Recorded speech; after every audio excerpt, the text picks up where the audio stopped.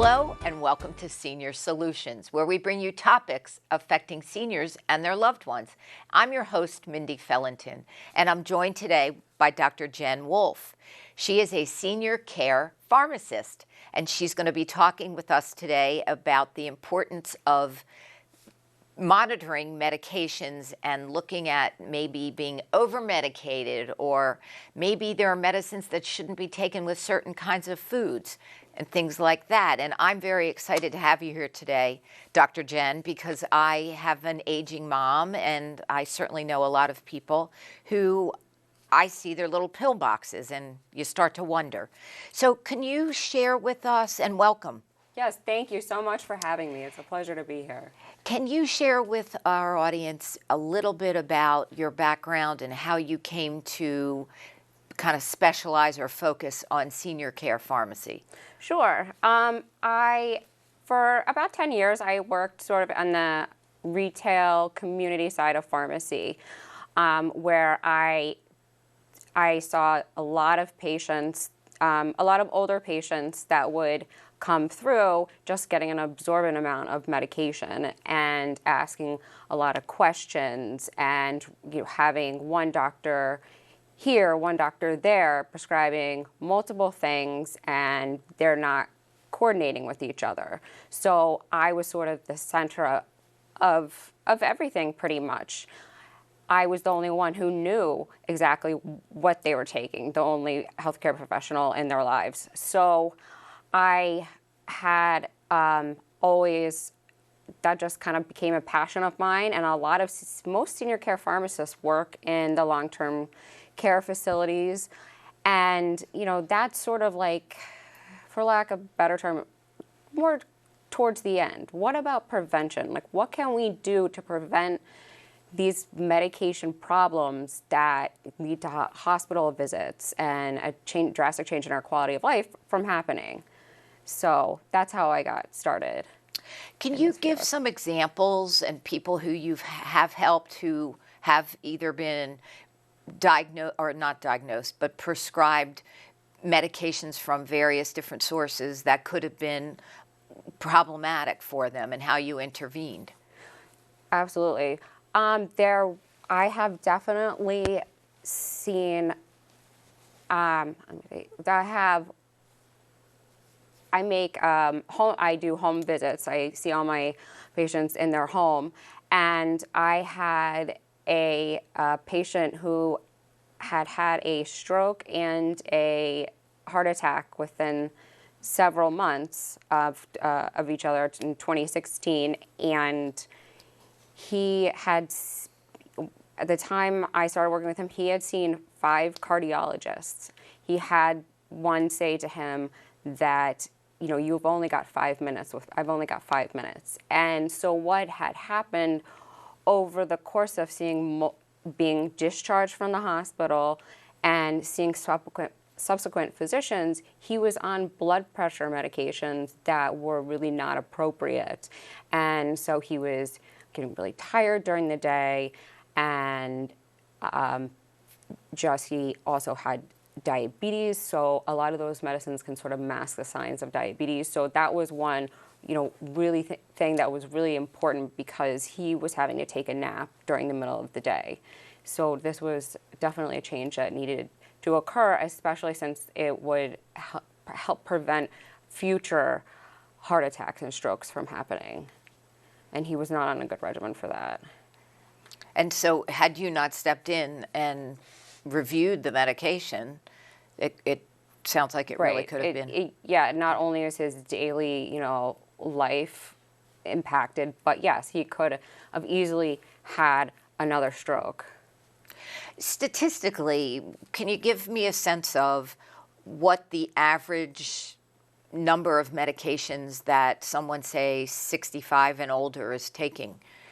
It's about 14 per year, which is a lot. And someone in their 80s may be on as many as 18 medications. And at one time? At one time. And how this happens is, it's called a prescribing cascade. And so these occur when a side effect of a medication is misdiagnosed as an additional medical condition.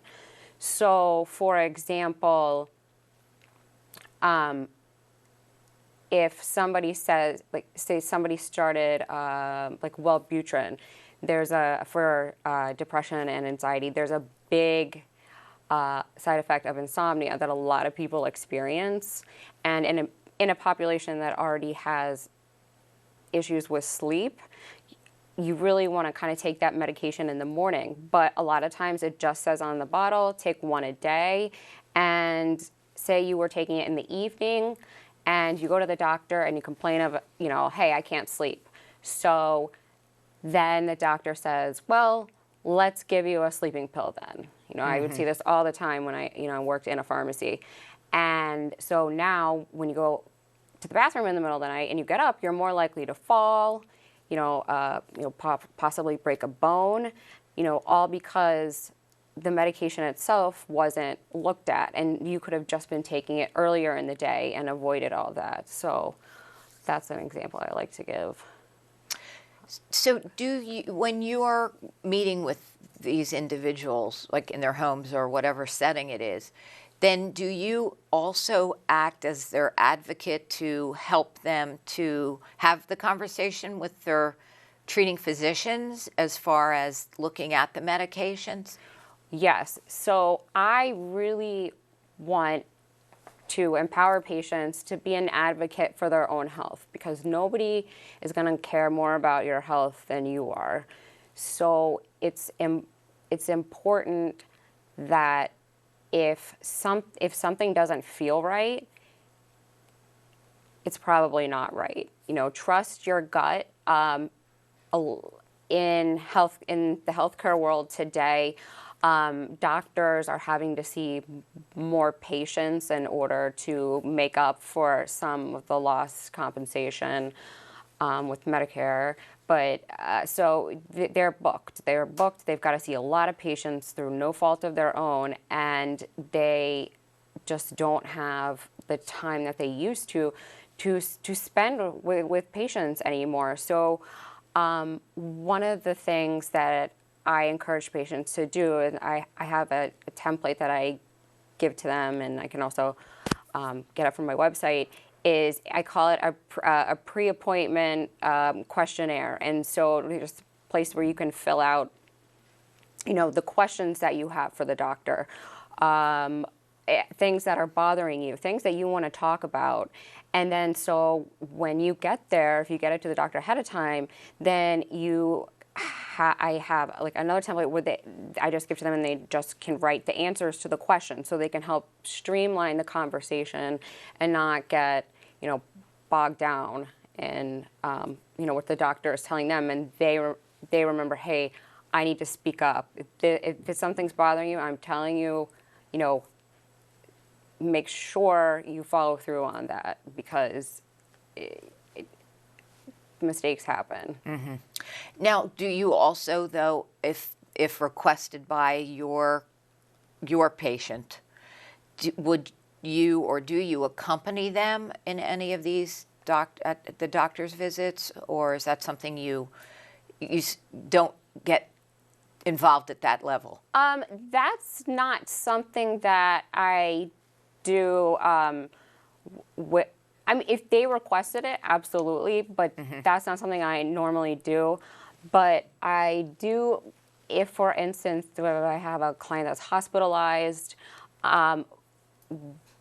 it's such a dangerous transition to go from hospital to home, or hospital to rehab to home, or even if you're just being admitted, there's a term called medication reconciliation that needs to occur. So hospital needs to know like what medications you're already on, so that they know what to be giving you during your stay as well, especially if you're going to be there for a couple days. And then so I definitely visit them in the hospital, and then when you get discharged, to make sure that things happen on the other end, because there's just not any communication that's occurring between the doctor you see in the hospital and your doctor at home. And so I help in that situation make sure that you're getting the medications that you need to be getting and that there are no interactions. When I was working in a pharmacy, I would see patients that they would bring me a list of 14 medications they'd be discharged on, and half of them they might already be on, but just a different drug in that class. So maybe they take Crestor, but it's not on the hospital's formulary, so they give them simvastatin, which is Zocor, because it's much cheaper. And so it's very important. Like, I would see that happen so often that you really had to go through their profile with a fine-tooth comb to make sure that they know which ones to take and which ones not to take, because the pharmacist does, that's just giving prescriptions out, doesn't know which one they should be taking. So it sounds like from what you're describing, there could be a duplication. Exactly. Just a different name. Exactly. Duplicate medications and potential drug interactions with what they're already on. So I make sure that doesn't happen when they either get to rehab or they get home. Yeah, well, that sounds like a critical piece to make that connection between the home, the hospital, the nursing home, and then home. Exactly. So there's all those different segments and pieces of that puzzle. Exactly, and just human error, especially if you're going to a long-term care rehab or a short-term stay, just somebody forgets and the drug just gets left off the list and you don't receive it, and it's not intentional. It's just human error. So, well, speaking of human error, is there not some more formalization, I don't know if that's a word, if it isn't, I just created it, of that listing of medications? In other words, there's some with the electronic medical records. Is there not some way of having that more uniform? No. There's not, because each hospital, each doctor's office uses a different software system, and common sense would make you think that there is one place where all your something that has a list of all your medications, and there isn't, unless you've been using the same pharmacy for a long time. You can ask for a printout of your medication history, but then there's privacy laws in order to obtain that list. That's kind of the only way, or your insurance company might have a comprehensive list. But there's nothing. There's nothing out there, which is pretty sad. Yeah. I mean, and in a minute we're going to take a short break. And I think what I'd like to do is, when we come back from the break, I'd like to explore that a little bit more, because I just find it interesting, for lack of a better word, that there isn't that, and how that would that not be a wonderful thing to avoid the types of situations that you're talking about. Absolutely. All right, so we're going to take a short break, and when we come back, we'll follow up with Dr. Jen. Hey, Hard, what's this? That's my resignation letter. You're resigning. Why? Because you're constantly ignoring me. You're half as active as you used to be, and you eat stuff like this. You've been putting me under a lot of pressure lately. That's why I'm ready to quit. I forgot. I'll do better. Please, don't quit on me. Okay, but remember, it's not what you say, it's what you do. Listen to your heart. Don't let it quit on you. Let's go for a walk. Uncontrolled high blood pressure could lead to a stroke, heart attack, or death. Get yours to a healthy range before it's too late. Welcome back to Senior Solutions, where we bring you topics affecting seniors and their loved ones. And I'm your host, Mindy Fellenton. And I'm joined again today by Dr. Jen Wolfe, who is a senior care pharmacist. And before the break, we're talking about some unification or stabilization, I guess, of the healthcare system. And Was that part of the intent?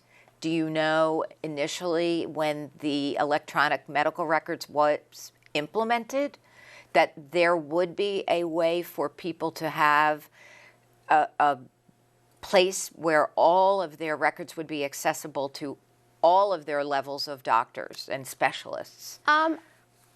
That's a good question. I think that was probably part of the intent, but also you have these patient charts that, from years and years of practice can be about this big, and I think it helps the physicians be able to go back and look through a patient's medical history or medications that they've been, that they've had before a lot quicker than if they were just paper charts again. And definitely, if doctor has access to that, they can, if they're not in the office, they can look up a patient real quick and provide, be able, if they get a call in the middle of the night, be able to help that patient because they've got their profile in front of them much easier than they would have.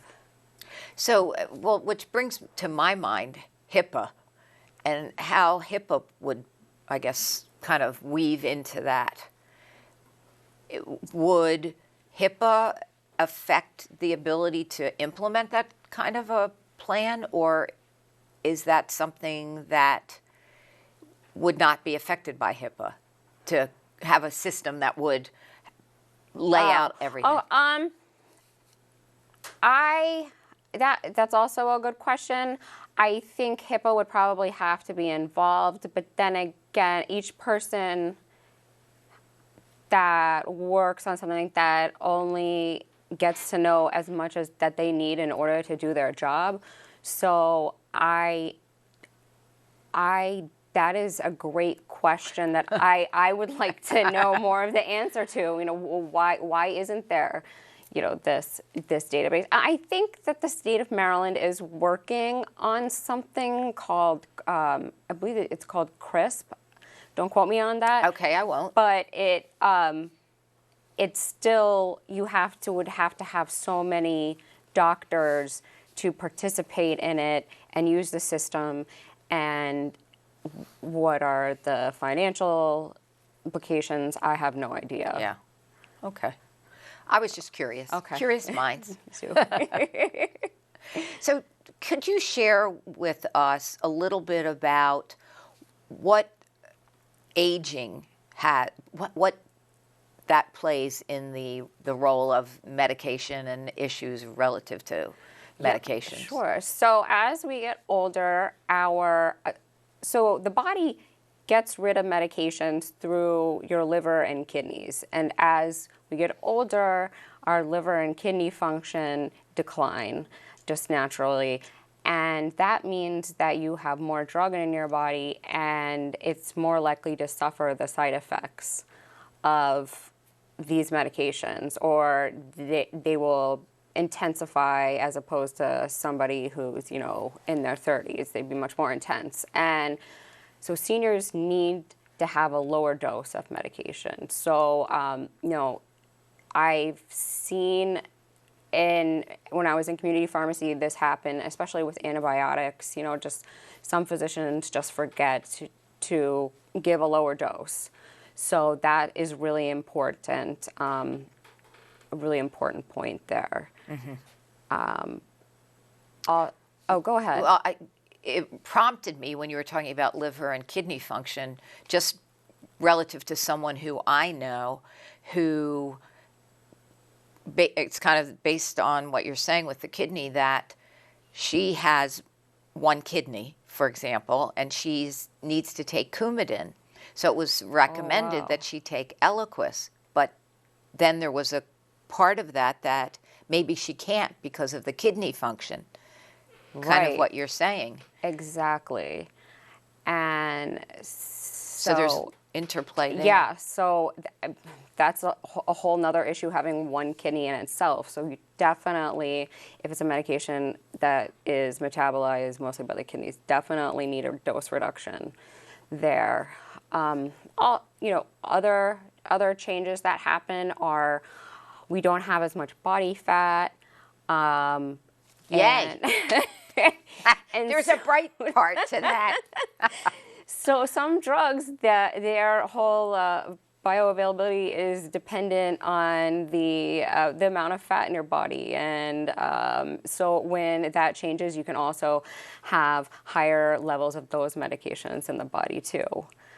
And another thing that I think is important to mention is there are various symptoms that we associate with getting older that can be medication side effects. For example?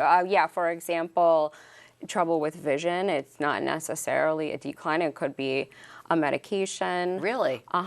Can you share what that might be, or an example of what a medication that could affect one's vision would be? If you have, it might be a blood pressure. If you're dehydrated, for example, something that might make you a little dizzy. There's also gabapentin. I commonly see prescribed for nerve pain, for diabetes and things. And one of the side effects with that is clearly a change. No pun intended. No pun intended. A change in vision.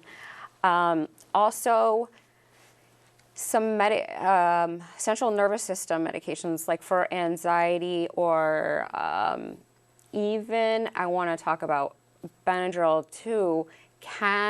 Their symptoms can mimic those of delirium and dementia. I have not run across a patient myself who this has happened to, where they took away the medication and they were themselves again. But I've heard from other people I've met that told me, hey, my dad, we thought he was getting dementia, and then we found out he was on this medication. He stopped it, and he was back to his old self. So occasionally I'll run across that. And there was an article in the Post a couple of months ago, in the Washington Post, where the title was, "I almost killed my mother with Benadryl," because the lady's mom had, I can't remember if she had some early signs of dementia, but the Benadryl really caused her to hallucinate, and she took her to the emergency room when she tried to flush her underwear down the toilet. So when the doctor saw her in the emergency room, say, "Don't you know you're not supposed to give her Benadryl?" And why would she think anything else? It's over the counter. Right.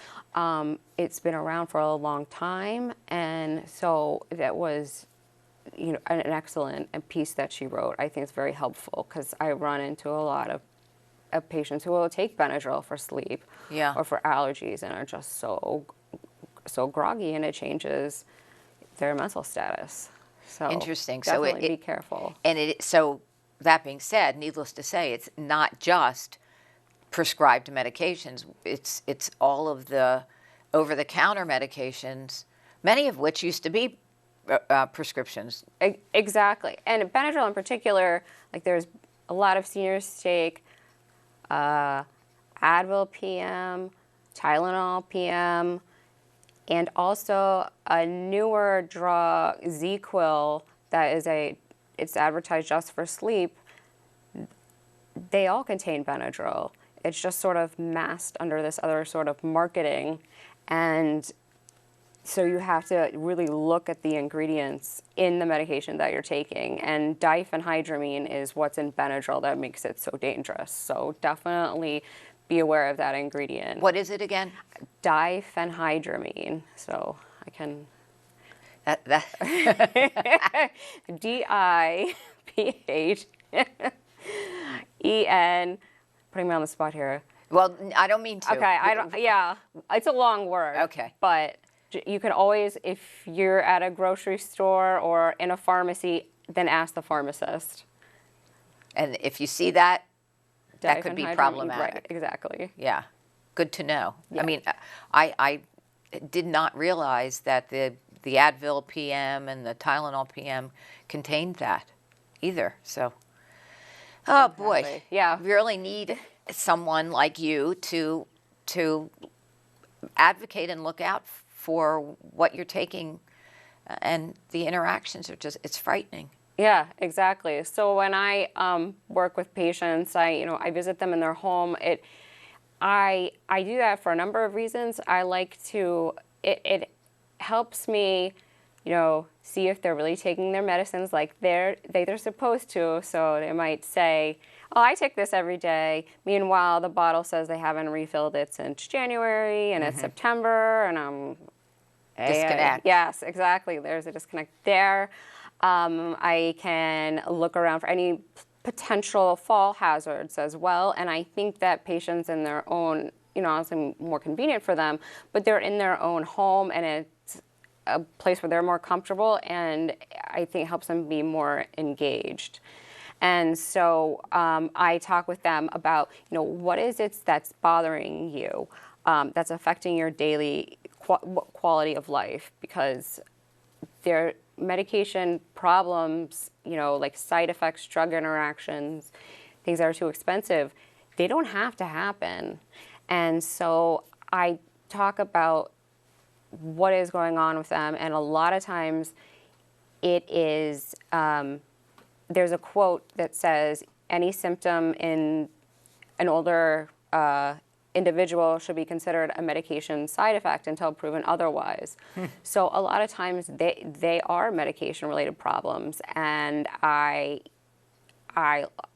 talk with them thoroughly, get to know them as a person, and then I take a look, I eliminate their medication problems, and then also coordinate with their physicians to make sure everybody has a list, and to make sure that they know or will make the changes that I suggest. And they're very, very much like having an extra person, helping them out when they've got less time with patients. If, got this my pharmacist, told me this, there might be an interaction. And so I talk to the doctor for them so that they are not having to tell it to them themselves, because there's a lot of, vernacular and other words that, a normal person's not going to know. And perhaps there may be some situations where the doctor's thinking, oh, what do they know? Right. That's a perfect example, exactly. Unfortunately, but there may be some of that as well. Yeah, so I'm their advocate. Is there an organization, a national organization of some sort, of people who are senior care pharmacists? Yes, it is called the American Society of Consultant Pharmacists. We've only got about 60 in the state of Maryland. It's a smaller organization. There's a special board certification that we have to go through, but a lot of them work in a long-term care setting, and so I really want to be the voice of the active senior that's living in the community, so that they can stay at home longer and maintain their independence. So if someone wants to get in touch with you, Dr. Jen, how would they do that? There's my website, which is drjenwolfe.com. That's Wolfe with an E, WOLFE. And also by phone number and email as well. Okay, great. Well, thank you so much for being here today. Thank you. It was very informative. And if you have a topic you'd like to see on Senior Solutions, please feel free to email us. And I will see you next time.